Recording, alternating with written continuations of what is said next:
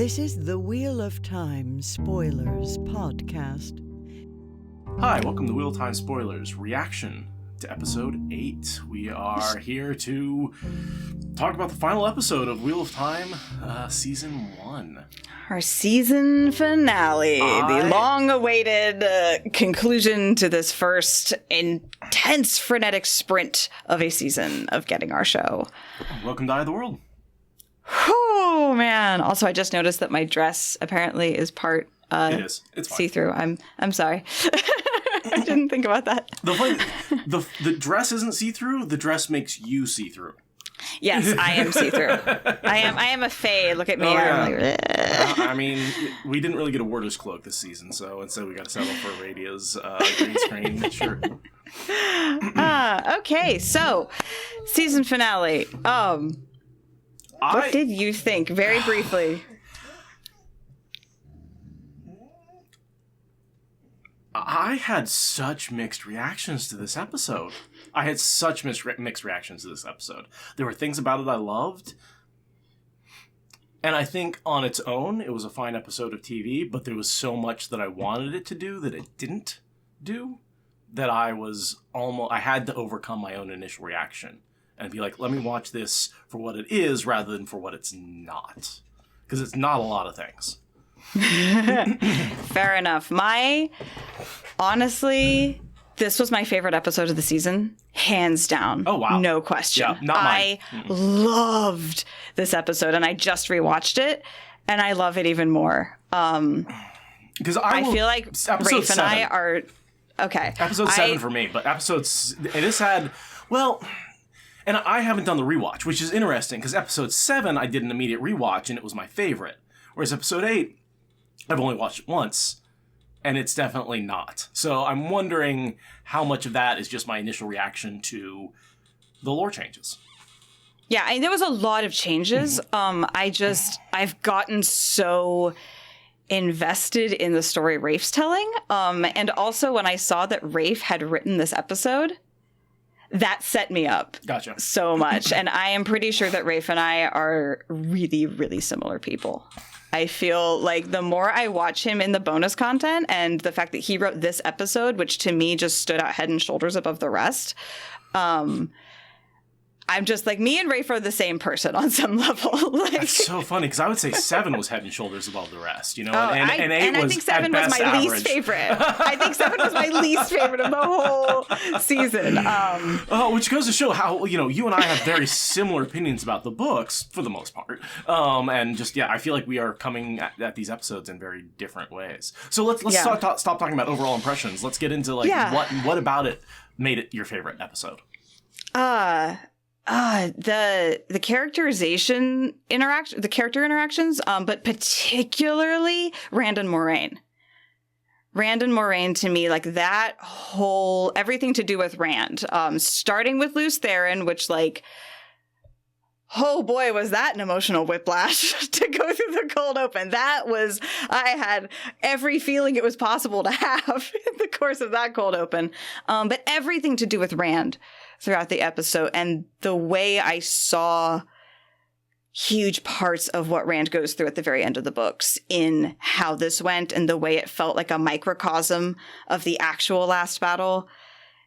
The weirdness at the Eye of the World and the weirdness of the actual last battle, there was something about that, the Rand story. That, to me, was what carried it. I've always felt that Rand's story comes in 3 cycles, right? You have the Eye of the World, which is one complete cycle, where he goes through the whole journey and fights the last battle, basically. And then you have another cycle with book 2 and 3, where he goes through that whole journey again, and then fights another last battle and beats Ishamael.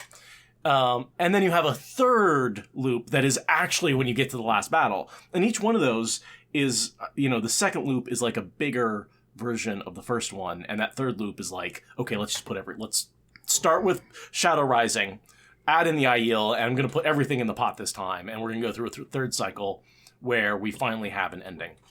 And so I agree. Yeah. I think he did a really good job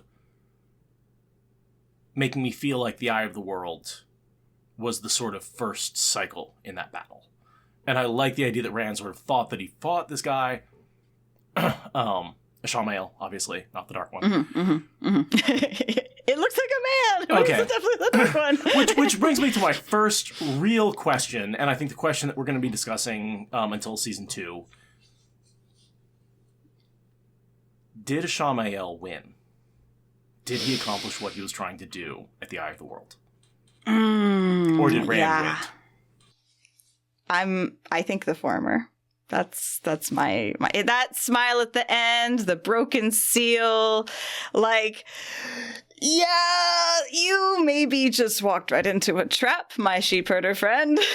I don't know what it means, but I don't think Rand got the victory he thought he did. Suon's dream, which I think was absolutely Ishamael sending Rand to the Eye of the World. Like, that's the only thread of evidence that we have that sent him to the Eye of the World, so and we know that Ishamael is in their dreams.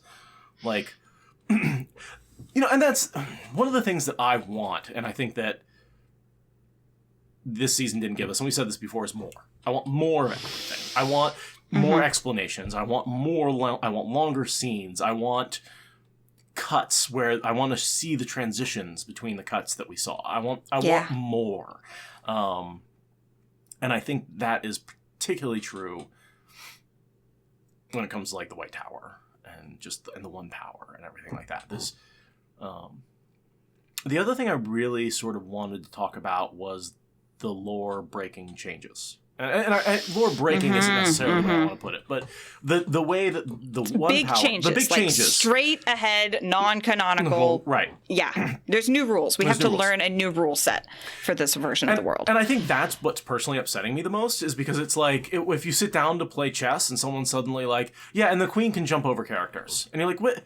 That's not the game I was playing. It's a fine game if I knew I was playing it, but that's not the game I sat down here to play. And so I yes, absolutely, I'm having that issue. And I think one of the rules that we've changed is you can burn out people who come into a circle with you. Yeah, that was an eyebrow raiser. Yeah. I was like, oh, the power's more dangerous now. Okay. Yeah, so it does really, and on a first viewing, it broke me a little bit. I had a hard time staying in that scene because I was like, wait, why are they burning out? That doesn't make any sense.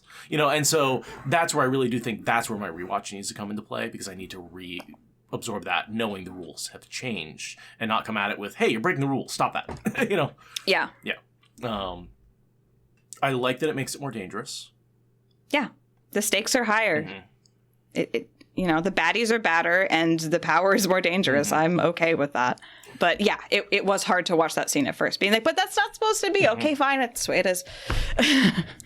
And I liked the power level she got to, right? Because you have a tower-trained Aes Sedai who's just not powerful enough. But she has all the knowledge and the skill of any Aes Sedai. She just doesn't have the temperament to handle that much power. Lady Lisa, or whatever. Right, she doesn't have the official strength, but yeah, she has the study. She has the book learning. But then you essentially give her the power of the two most powerful Aes Sedai in the last 1,000 years, which, she essentially has the power of, I don't know, a normal circle of like 13 probably. Yeah. I mean, there's a lot. And she does the addiction thing and just takes in more and more and more until she kills herself. Yeah, it took me out of the scene for a moment, but I'm okay with them, again, compressing the story. Like, you can't explain all the ins and outs of how channeling works. You need it to be a very, like, there's 3 or 4 options for any given situation, not tears and tears and tears and tears. That's cool. And I think to do that, the biggest change that they've made in the show over the books is I think that now channeling is a soft magic system rather than a hard magic system. And what I mean by that is, instead of crafting very specific weaves to do very specific things, channeling is much more dump a bunch of power and wish. Yeah, which that's one that's hard to swallow. That's very hard for me to swallow. That it does, and that goes to Egwene's healing, right? Like, Egwene does not know how to heal. Nynaeve, we can call that an excuse. That's a talent. That's, part of the lore. Egwene, that's her personality. That's just her fundamental who she is. Right. Egwene doesn't. And we get Ishamael's description to Rand paired with Egwene's healing of Nynaeve, and it's like the first touching of a Wilder Yeah. is the entirety of how channeling works now. It's like they took that little, here's how it might work, and made that how it all works. Right. And I mean, we'll see if we get more discussions in season 2 and beyond. I mean, there's going to be channeling lessons that get deeper into detail. So we'll see. But I agree with you. It seems like they're really loosening the rules on how channeling works because it's more efficient storytelling, I assume. And that's the simplification of the Wheel of Time. You and I mean, we love the details. We love getting into the nitty-gritty. We love getting into all the very specific edge rules and edge cases. And I feel like one of the things they're doing in the show that it's not a disappointment. I get why they're doing it because it is necessary for time and conciseness on screen. But a lot of the subtlety and the detail of the channeling and the one power is gone. It's more, here's how powerful you are, and it's more of a wish fulfillment system. Yeah. But we still get fun Easter eggs that they can pepper throughout that let us know that as far as the writing goes and as far as like Sarah Nakamura's involvement, like there is an internally consistent logic that might not make sense unless you're a book nerd, and Easter eggs that don't mean anything to the plot but are there for the book nerds. I feel like we've seen that throughout this season, and I fully expect to keep seeing it because there's so many fans involved in production. They're like, yeah, we're going to pick a line that one way or the other.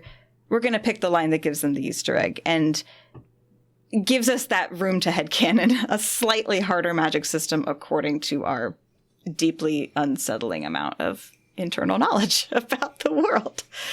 I think it's a satisfying show to watch as a book nerd, even as they're compressing it, because they keep giving us these little bits to be like, no, we did read the books. We're just, there's rules to production also. And that's, I don't like to talk about the discourse out there that much. But I will say that the narrative that people who are book purists can't like the show is complete trash. Yeah, I have a calf tattoo of this series. Seth and I devote way too many hours of our week to talking about this series, and we love it. Like, being a book lover is not a precursor to hating the show. These are not mutually exclusive, and anyone who tells you that is selling you something, probably. Also, please support our Patreon. Just saying. And I will say, like, episode 8, I probably had the least enthusiastic initial reaction to. I really did. Like, out of all the episodes, I won't say it was my least favorite. There were other episodes that were my least favorite, but it was my least initial favorite reaction. Is that a weird? Yeah, no, I can see that. Yeah. I feel like episode 3 was the one that I was screaming at the highest decibel pitch at the end for. This one, I was more excited for in a different way. Because when we were at episode 3, I was like, is it good or not? Right. And then I was like, oh my God, it's good. Right, Here at episode 8, I was like, are they going to leave me on a shitty cliffhanger or a good cliffhanger? Right. Are they going to wrap up the weirdest at the eye of the world in a way that I find satisfying or not? So I got to the end and it felt like having had a good meal. It wasn't like screaming and running around the house. Exactly. It was sitting back and like, oh, damn. And particularly with the Seanchan, I do want to touch on the Seanchan. Yeah. I enjoyed that final scene. Yeah. Okay. I fully expected Moraine's line to be the end. I thought walking into it, we're going to see Seanchan, and then she delivered that last line, and I was like, oh, well, I guess we're not getting Seanchan. And then we got them, and I was so happy. Just knowing it was them. Before I even saw them, I was happy. I was certain we were going to end on some sort of cliffhanger, whether it was Seanchan, whether it was, another Forsaken, whether it was like we needed to set up an enemy for season 2. Sure. And oh boy, what a look that was. And my first viewing, I definitely was like, wait, what? So, like, I need to go back and look at it again in more detail because there was just so much going on in those few frames that we actually got of the Seanchan that I didn't get a chance to study it very closely. But it does seem like they had collars and ball gags, or at least it wasn't exactly a ball gag, but it reminded me of and I need to look up some pictures before we do our deep dive, but it reminded me of some actual like colonial era slavery like torture devices that were meant to block the mouth. It kind of reminded me of that more than a ball gag. That was my first thought, was like, that's those slave collar things. I will be doing that research before we get to that part of our deep dive. And there also seemed to be like something that the Soldam were wearing as well. I wasn't sure about them. What caught my eye about them was the fact that they've got those massive, I'm assuming, tattoos on their faces. I think that we've got the coolest elements of the Sharans transplanted into the Seanchan. I think that we've completely folded the Sharans into the Seanchan. We can even have our Forsaken sneaking behind the ranks with the pseudo-enemy, pseudo-ally people, like...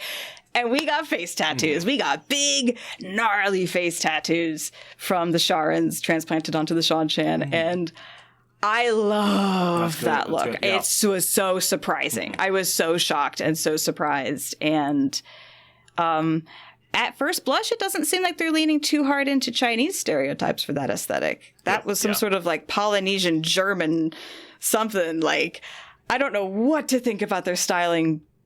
They look so exotic to the world that has been built already. You know, I do have issues with them raising a tsunami against a tall cliff with a small child as the only person there. I have a few topographic issues with their strategy from a military standpoint, and I will be going into that in our breakdown, but it looked really cool. Right. I don't care that much. I kind of assume what they're doing is bring up a tidal wave. The child is somewhat irrelevant. Nobody looked at it and was like, kill that child. Nobody like that wasn't what's going on. Fuck that particularly girl. No one was doing that. But I assume they were coming onto land and were essentially saying, we're just going to have a tsunami come and sweep the coast. So there's absolutely no opposition. Right, like, and I mean, you saw the birds coming overhead as though they were a natural disaster, right? Like the natural disaster allegory was very, very strong, and I'm so okay with that as a cinematic finish to the thing. But I'm still going to rip them for a tsunami against a cliff. It's my job. It's what you pay me for. It'll rebound onto them, won't it? Basically, exactly. Yeah, it'll basically. Yeah, it's like you're just going to hurt yourself. It hurt itself in its confusion. Other changes. A Horn of Valir being under the Shienaran throne. I liked that. Yeah. Honestly. I liked the hide it in plain sight, letter on the mantelpiece kind of thing. Did not believe Loial was dead for one hot-ass second. Not even once. No. Ogier are harder to kill than that. I know he got stabbed with the dagger, but the dagger's rules are different. I refuse to believe that they're killing Loial. Like, even before I saw it online that he's cast for season 2, blah, blah, blah, blah, blah. Like, I just, no, that's not happening. Duh. That makes me wonder why he got stabbed. Maybe he's going to end up infected, and that's why they have to chase the dagger down, is to heal Loial or something. Like, I love that Fane, what they're doing with Fane. Yeah, Fane's great. Fane's love that fantastic. He's more of a philosopher. He's much more chaotic evil rather than like he's not just a hound of the Dark One. He has more sense of agency and command, and he's posing these questions that don't have clear answers. And I think he's going to take some of the heavy lifting for Ishamael, since Ishamael mostly puts his energy onto Rand with talking all that philosophy shit. I think they're moving some of that to Fane, so that way more people in the cast can get that sort of... I mean, Dana gave us a bit of nihilism, but she died, right? Fane is less of a mustache-twirling villain and more of a, like, actual devil's advocate? Yeah. Maybe? Devil's advocate. Like, the devil didn't need an advocate, but, like, that's what Fane's doing. I don't know. I'm more and more intrigued by where Fane's going. And that's something I'm happy about, because Fane is always something that I felt was critically underused in the books, especially with Sanderson. Like, yeah. And again, where this is like, I feel like Rafe and I are the same person. I'm like, this means that Rafe is going to actually make Fane a real bad guy. Like, look what he's done with the White Cloaks, you know? Like, Fane is getting what he deserves. Fane is actually going to be who we need him to be. And I'm excited. He's also, that performance is just so compelling. Like, you could have cast him as a Ishamael. Like, his... And again, this is what I wanted more Fane, right? I know, like, throughout the whole season, like, I wanted more of everything. Give me 10 episodes, give me 2-hour premiere, like, I just... 3 more hours would have made all the difference in the world. Yeah. And I mean, Amazon has been very voluble in their impressiveness at how well the show did. So I am hoping that by the time season 3 comes out, we really see the impact of how well season 1 did in terms of what Amazon gives us. I feel like it's probably too soon for it's too late for season 2. Season 2 is going to be what it is. I would disagree on that because there's so much post-production that can go into it. Oh, that's true. That's true. The editing, yeah. So I also, have hopes. Yeah, and also that given they give like us more. Maybe they can give us. I mean, hell, even just variable run times. Like, why are we so slavishly stuck to an hour? Mostly. And I have hopes that they're hearing that because too. the show did very well. And as far as I know, everyone who has opinion I respect is screaming the same thing. So we're unified on this. And people who have not read the books love it. Oh my God, yes. I am so excited now that the show is over. I am so excited to go watch some of the reaction videos of I've heard very good things and I've just been abstaining. Mm-hmm. I'm excited to go revisit that. And so many of the people I know that they're like, oh, I want to watch it, but I'm going to wait till it's all out so I can binge it. So like friends of friends, and I'm like, yeah, that's totally fair. Like, you don't know, you know, also December sucks for a lot of people, me included. Waiting until they can just sit down when they have free time and binge it and watch the whole thing, I think is definitely a good thing for a lot of people to do.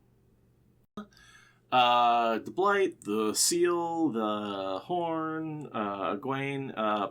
We didn't talk about Perrin at all. No, Perrin is going in an interesting direction. And I have things to say about Perrin, but that'll be in our deep dive. We have Fane. Matt, you know, we got that one shot of him going back to the White Tower. A lot of speculation there. That's clearly a shot from when he still had the dagger.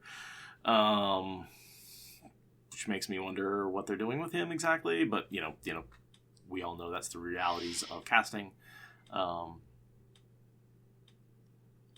Uno's fine. Uno's fine. Much like Loyal, Uno's fine. We saw Uno twitching. We know that. How about Lan? Oh boy, how about Moiraine? Ooh.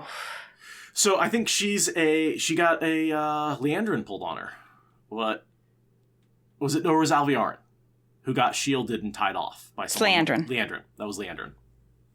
I think that's what happened to Moiraine. I think she got a shielded and then has that shield tied off in a much, much more powerful way.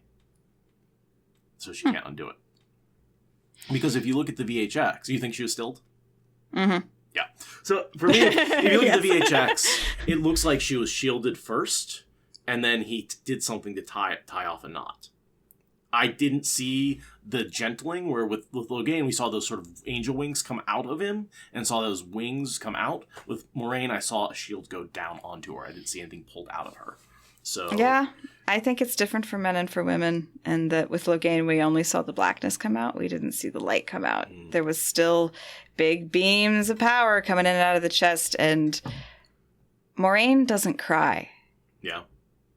And that was Brigida sobbing into Elaine's arms after she got pulled into the real world. That was that scene. I never cry, you know? I think she was stilled. But I agree with you about all the evidence for arguing against. I absolutely agree that that's a valid hypothesis. I just don't agree with it as being true. Functionally, it's no different, right? Like, there's no one who could break, you know, just like with Liandrin, she could not break that shield no matter what she did. Yeah. There's a soul tearing that's described as being different with being gentle versus being shielded. With shielding, it's more psychological, I think. With being actually stilled, I think there's a physiological component to it. Agreed. But sure, mechanically, the despair is going to ultimately hit the same spot. Those curves are going to intersect pretty quick. But yeah, he failed Nynaeve. He's failed Moiraine. He's failed Rand. Oh, he's failed Rand. You know, Lan as the mentor is not something we've gotten really in the slightest. Not even to any of the boys, much less to Rand. No. No. He's been so caught up with Nynaeve that he's sort of acted completely independently. Yeah. It's been a month. That's by far the most developed relationship in this first season, is the Lan Nynaeve one. They spent more time on that relationship. And not only that relationship, but also other relationships that show how that, the Warder Aes Sedai relationship. Like, all of episode, 5 and 6 was essentially about Lan and Nynaeve and their relationship. A lot of episodes 8 was about them. A lot of episodes 7. A lot of 7 was. There's...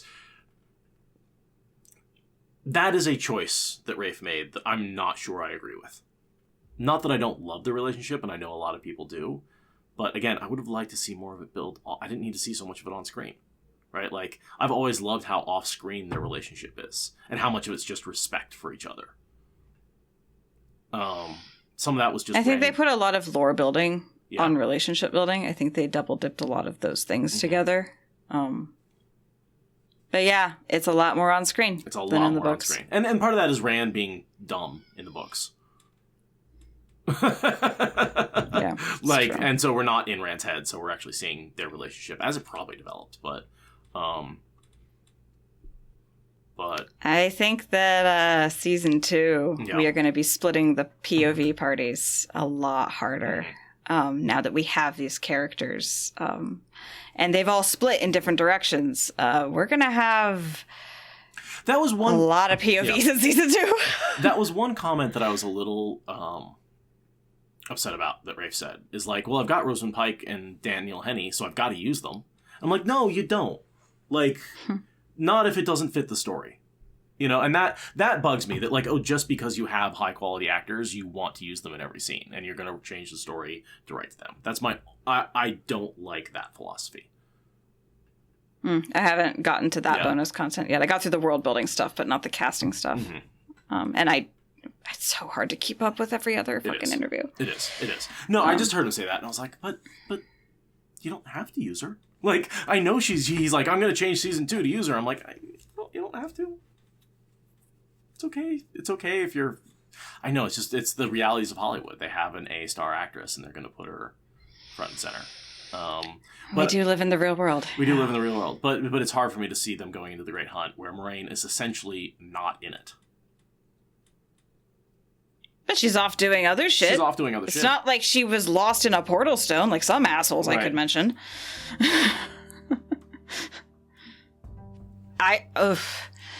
I'm honestly glad for a break. Especially as a content creator, but even just as a fan, I want to really digest season 1. Just as a fan. I don't want to wait a year. I don't want to wait a year.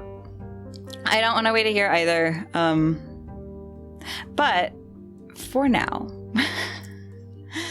we will be doing a deep dive breakdown of episode 8. I'm thinking we might do it in one part. I feel like there's a lot less world building to talk about. I'll eat my words later. I'm not saying that this time. I've said that every single time, and every single time I've had to eat my words, so I'm not saying that this time. I will be the person to say it this time. Okay. I think we're going to get through it in one part.